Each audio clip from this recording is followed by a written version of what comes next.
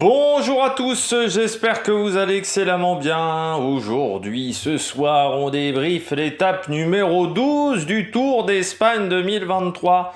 On va revenir sur tout ce qui s'est passé sur cette étape. Ça va, ça n'a pas été non plus hyper spectaculaire. Je pense que demain, il y aura beaucoup plus de choses à dire du côté du Tourmalet. On va revenir donc sur ce sprint du côté de Saragossa. Pour cette étape numéro 12 qui était une étape qui y avait de grandes chances d'arriver au sprint et la grande surprise générale elle est arrivée au sprint. N'hésitez pas à vous abonner à la chaîne, à réagir dans les commentaires, à mettre un pouce bleu, à partager la vidéo sur les réseaux sociaux, notamment auprès de vos proches si vous pensez que ça peut les intéresser. Dans les commentaires, n'hésitez pas à me dire qui vous a plu, qui vous a déçu. N'hésitez pas à réagir à mes coureurs top et mes coureurs flop. Quand vous vous abonnez à la chaîne, vous pouvez rajouter la petite cloche, comme ça vous êtes au courant des dernières vidéos qui sortent sur la chaîne. Ce soir, il va y avoir la moto, demain, il va y avoir beaucoup de contenu. Je pensais que ça allait sortir ce soir. J'ai tout enregistré, il y a tout qui est uploadé. Maintenant, il ne reste plus qu'à mettre les tags et les miniatures et tout le bordel. Il y aura peut-être ce soir, par contre, la présentation du groupe A, si j'ai le temps, de la Coupe du Monde de rugby. Mais sinon, les 4 présentations, ça sera demain. Et plus la F1. Plus le cyclisme, donc il y aura une petite fiche récapitulative dans l'onglet communauté. Bon, et puis EPS 2.0, c'est sur la plateforme de podcast, TikTok, le débrief juste après l'arrivée. Étape numéro 12, une étape de transition, ce qui était prévu, une étape où il ne s'est pas passé grand-chose. On attendait demain le Tourmalet fait peur, donc je pense que il y a certains coureurs qui se sont peut-être dit je vais pas partir en échappée aujourd'hui parce que c'est au risque de demain de me retrouver hors délai ou de passer une très mauvaise journée. Quand tu es une équipe avec un leader pour le général, tu n'avais pas la possibilité de partir en échappée. Quand tu as une équipe avec un sprinter, tu n'avais pas non plus la possibilité de partir en échappée.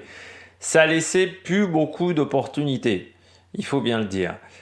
Tu rajoutes à ça le fait qu'il n'y avait encore pas grand-chose à gagner de partir en échappée. Pour tout vous dire, les 2 coureurs qui sont partis en échappée ont pris que dalle. Ont pris 0 € aujourd'hui. Vu que le sprint intermédiaire, c'est pas eux qui l'ont passé en tête. Et qu'il n'y avait pas de classement de la montagne. Donc il n'y avait rien à gagner pour les baroudeurs à part la beauté du geste. Et dans le cyclisme en 2023, la beauté du geste, c'est pas ce qui te permet de faire vivre une équipe.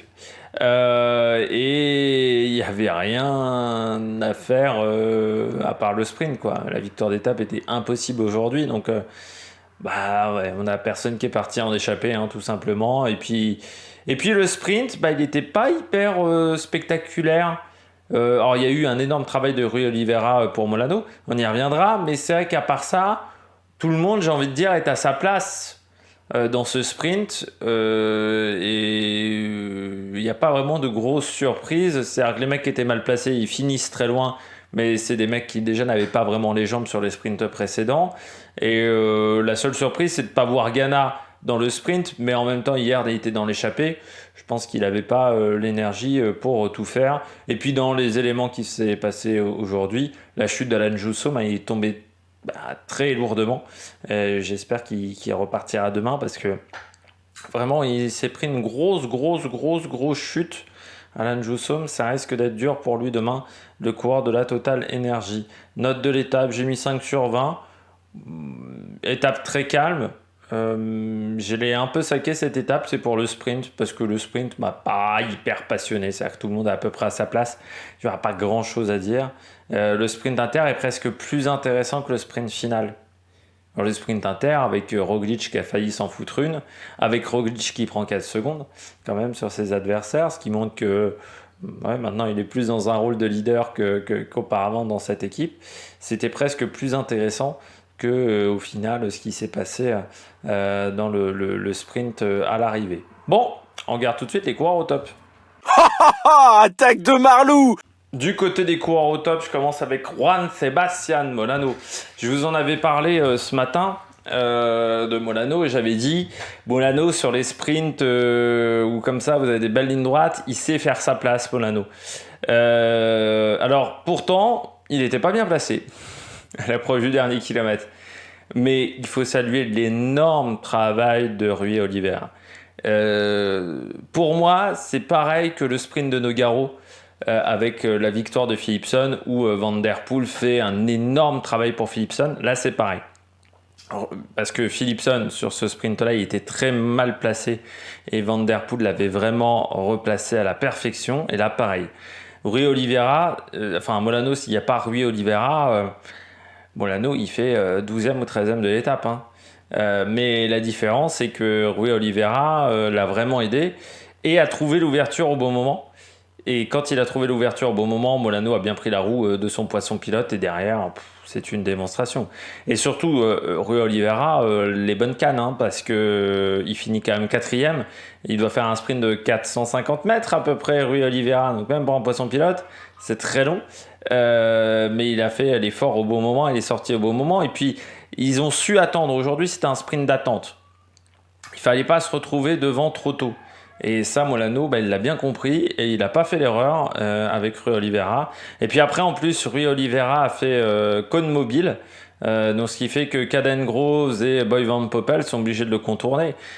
Si Rui Oliveira s'écarte complètement, je ne sais pas si Caden Groves n'est pas capable de revenir sur Molano dans le final parce qu'il fait beaucoup moins, il contourne beaucoup moins il fait beaucoup moins de mètres à ce moment-là. Sauf que Caden Groves, là, il est obligé de faire énormément de mètres supplémentaires parce que tu as Rui Oliveira. Et le poisson pilote a eu aussi un rôle important dans ce moment-là pour aller chercher Molano. Mais Molano, c'est une belle victoire. Deuxième victoire sur la Vuelta. C'est fou Molano parce qu'il gagne souvent des étapes où il n'y a pas une énorme bagarre. L'année dernière, Madrid, cette année, sur cette étape-là. Alors que c'est un coureur qui passe bien les bosses, mais souvent quand il y a de la course, il n'est pas là. Il aime plutôt les courses plus plates pour un sprinter qui pourtant passe bien les bosses. Molano, mais souvent quand il passe les bosses, il n'arrive pas à faire un bon sprint, alors que sur les étapes un peu plus plates, il arrive à vraiment s'extirper facilement. Et je me souviens que à Paris-Nice, je sais plus, c'était l'année dernière, l'étape d'Orléans, où il n'avait pas fait un beau sprint non plus. Quand il y a vraiment beaucoup de courses, il a du mal. Molano, alors sur les journées calmes, il s'en sort extrêmement bien. Et puis derrière, vous avez aussi Rui Oliveira, une belle promesse. Parce que vu le boulot qu'il a fait aujourd'hui, c'est un coureur qui vient de la piste, hein, Rui Oliveira, ouais. C'est-à-dire que sur un sprint seul, sans poisson pilote, s'il avait été sprinter numéro 1, il montait sur le podium aujourd'hui. Hein, donc il faudra voir un petit peu ce que ça peut donner Rui Oliveira sur d'autres courses. Parce que j'ai trouvé ça très très intéressant. Caden Groves, deuxième coureur au top. Pourquoi je le mets au top ? Certes, il perd l'étape, mais bon, on ne l'a pas aidé. Caden Groves aujourd'hui, obligé de rouler pendant toute l'étape. Alors certes, ça n'a pas roulé non plus à un rythme exceptionnel, mais quand même, ça consomme des équipiers. Alors dans le final, il a profité du travail des équipes de sprinters, mais auparavant des Remco Evenepoel et autres, parce qu'à 4 km de l'arrivée, c'était toujours la Quick Step qui roulait devant. Malgré tout, quand tu es en sous-nombre, tu es en sous-nombre. Et on l'a bien senti dans les 2 derniers kilomètres. Dans les 2 derniers kilomètres, ça roulait pas très fort. Tout le monde était vraiment en attente. Ça ressemblait presque au sprint de Bordeaux, où tout le monde se regardait, vous vous souvenez, dans le dernier kilomètre. Là, c'était pareil. Tout le monde était dans la roue de Caden Groves, mais tout le monde se disait, Caden Groves, il va falloir le sauter. Et c'est Molano qui en a profité parce qu'il est revenu de l'arrière. Mais ça aurait pu être également Van Poppel. Ça aurait pu être d'autres coureurs qui auraient pu faire cette tentative-là parce que Caden Groves, il lui manquait du personnel. Caden Groves, il est aussi bon que Philipsen. La différence, c'est le train. Philipsen, il a toujours un train exceptionnel. Il a eu un énorme Van Der Poel. On le voit aussi, notamment avec un Van Aert et Olaf Koy sur le Tour de Grande-Bretagne en ce moment où Van Aert s'est transformé en équipier de luxe. Et on voit qu'Olaf Koy, tout de suite, quand il y a un énorme poisson pilote devant lui, quand t'as Van Aert en poisson pilote, ça déconne pas. Hein. Derrière, t'es très très bon. Et Caden Groves, là, il lui manquait le poisson pilote pour aujourd'hui, quoi. Il lui manquait le mec qui était capable de le placer correctement et de tenir la distance. Là, il n'avait pas ce mec-là, donc c'est ce qui lui a manqué. Après, il marque encore des points pour le maillot vert. Il est désormais, au niveau du maillot vert, il a 203 points. Il a 120 points d'avance sur Vandenberg. Enfin, un peu moins de 120 points, il a 118. Ça va commencer à être compliqué hein, pour aller le chercher. Donc je pense qu'au niveau du maillot vert, ça va plutôt pas trop mal se passer. J'ai même été assez surpris qu'il fasse ce sprint en terre, quand même, parce que il n'avait pas besoin, Caden Groves. C'est peut-être là aussi où il perd, hein, parce qu'il consomme de l'énergie, il utilise des équipiers dans l'approche de sprint intermédiaire, alors que pour moi il avait suffisamment d'avance pour le moment. Mais voilà, Caden Groves, là on voit quand même Caden Groves que c'est le meilleur sprinter de ce peloton du Tour d'Espagne. C'est-à-dire que s'il n'est pas obligé de contourner Rui Oliveira, malgré le fait qu'il est dans son sprint en étant en perte de vitesse et qu'il y a plein de choses qui ne vont pas dans l'approche de la part d'Alpecin, tu vois quand même qu'il remonte hyper fort sur Molano, qui pourtant lui a un travail qui est effectué correctement. Il remonte aussi, alors qu'il est obligé de contourner Van Poppel et Rui Oliveira, donc il fait beaucoup plus de distance que Molano et pourtant il revient vraiment sur ses basques sur la fin. Ça montre quand même que Caden Groves, voilà, en ce moment, ça marche très très fort. Aolar, dernier coureur au top, 8ème, encore une fois, en sachant que c'est car rural, ça fait des points UCI, ça fait 35 points UCI aujourd'hui. Pas bien emmené, et sur un sprint comme ça, si tu trouves pas l'ouverture, Boy Van Poppel il est bien emmené jusqu'aux 2 km 503 km, après Intermarché se fait un peu dépasser, mais il arrive à retrouver l'ouverture voilà, pour suivre Molano. Aolar, il n'a pas l'ouverture, c'est la différence dans ce cas-là. Et Aolar, il est obligé de faire le boulot seul. C'est-à-dire qu'il était vraiment très très seul dans le final. Et là, c'est pas suffisant pour Aolar. Il y a un moment, bon, s'il n'y a pas d'ouverture, il n'y a pas d'ouverture. Hein. Mais c'est déjà bien parce qu'il bat quand même un Milan Benton, il bat un Chimolai, il bat un Hofstetter. Donc il bat quand même des bons petits sprinters. Il bat le sprinter de la Groupama aussi. Donc c'est pas un mauvais sprint encore une fois d'Aolar. C'est juste que là, il n'a pas trouvé l'ouverture et que ça a été plus compliqué pour lui. Mais encore une fois, un top 10 pour Cara Rural, c'est quand même une équipe qu'on voit énormément et qui score surtout. C'est-à-dire que on les voit à l'attaque, mais ils scorent des points. Et c'est la différence avec d'autres formations. Mais je rappelle que Cara Rural, l'année dernière, n'était pas présent. Sur la Vuelta et je pense qu'il l'avait eu mauvaise Cara Rural parce que c'était à Euskaltel. Bon, c'est vrai que ça nous change à Euskaltel on va dire en termes de résultats du côté de Cara Rural parce que là au moins on les voit quoi. On les voit dans les sprints, on a vu aussi à l'attaque dans les échappées donc à Euskaltel tu les voyais souvent mais quand ils étaient lâchés à l'arrière du peloton. C'est la différence avec Cara Rural. Bon, on passe tout de suite au bonnet d'âne. La vidéo va être courte aujourd'hui, hein. Je suis en train de m'apercevoir que je suis seulement à genre 13 minutes de vidéo. Du côté des bonnets d'âne, Milan Menton, c'est... Il y avait une vraie opportunité pour Milan Menton là, sur cette Vuelta, parce qu'il n'y avait pas 150 sprinters, et que donc tu te disais, bon, bah Milan Menton... même si là, du côté de la Lotto, on a mis des mecs, on a mis Van Envelt, Sepulveda pour tenter des choses en échappée. Je t'ai dit, bon, Menton, ça fait partie des bons coureurs pour le sprint. On en avait parlé lors de la présentation de cette Vuelta et je misais beaucoup sur Menton. Quand tu regardes cette Vuelta pour Menton, c'est un échec complet. Et c'est... Alors certes, c'est dû au fait qu'il soit pas super bien emmené par la Lotto. Mais là, il n'était pas emmené par la Lotto aujourd'hui.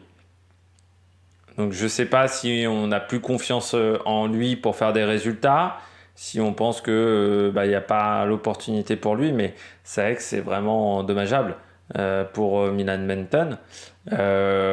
Après, c'est un coureur qui est vraiment intéressant, hein, mais là, sur cette Vuelta, ça ne marche pas.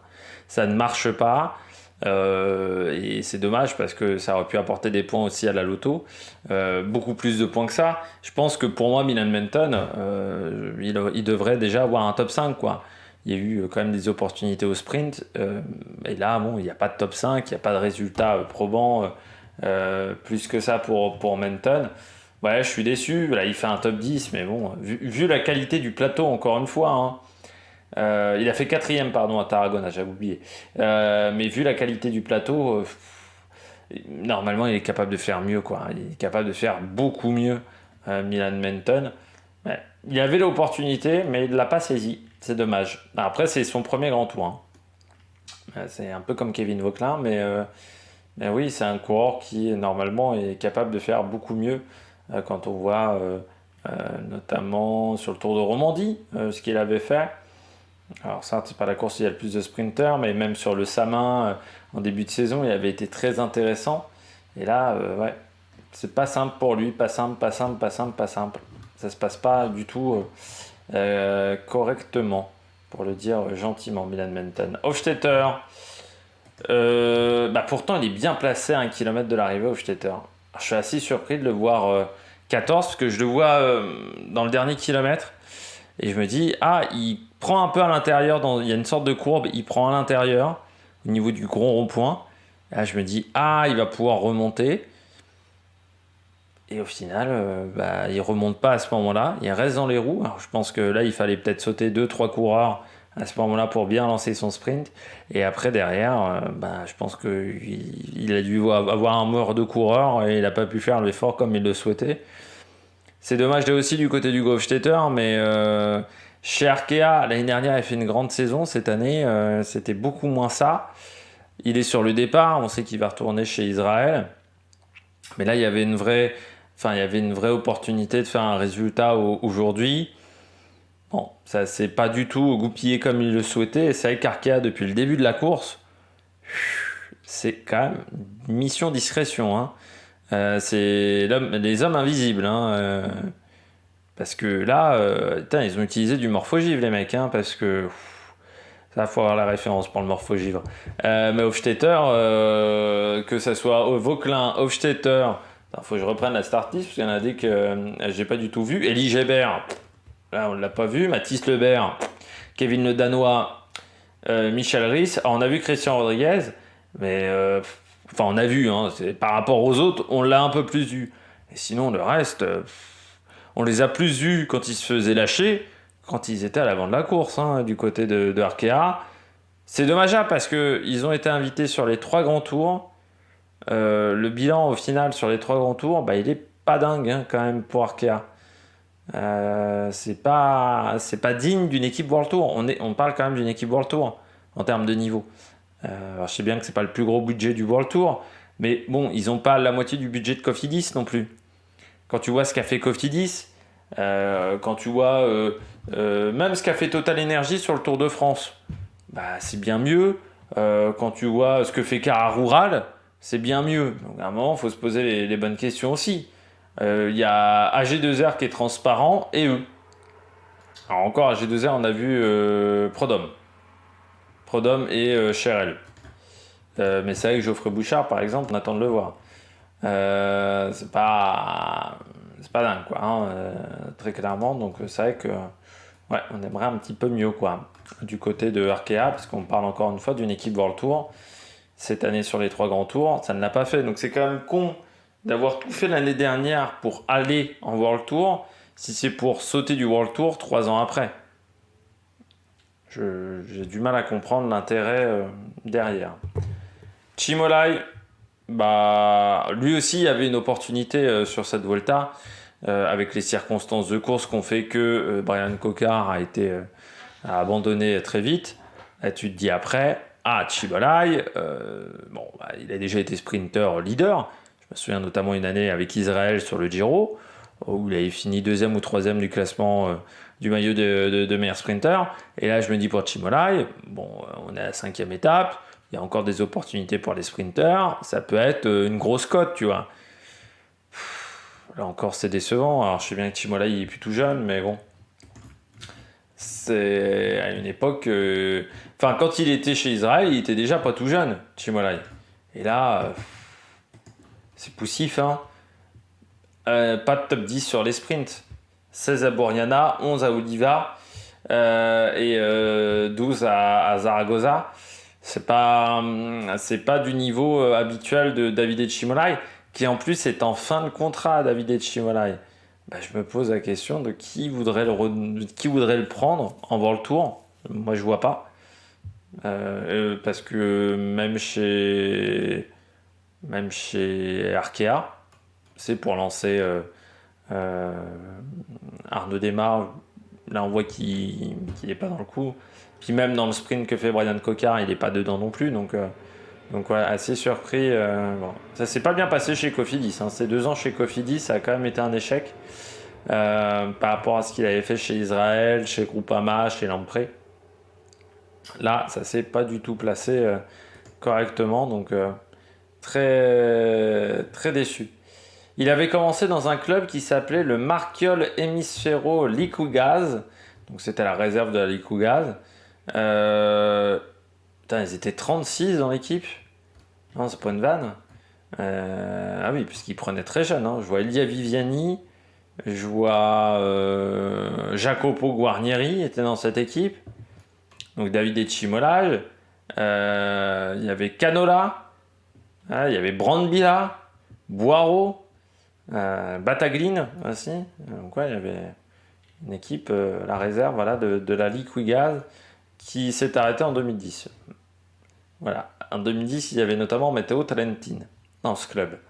Ils avaient également Luca Rinaldi, Manarelli, le sprinter brésilien. Ouais, non, c'est toujours marrant de regarder où les mecs ont débuté leur carrière.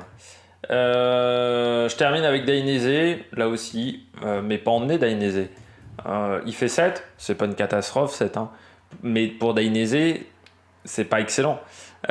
Surtout dans un sprint comme ça où Dainese aussi il aime bien les sprints où il faut un peu attendre.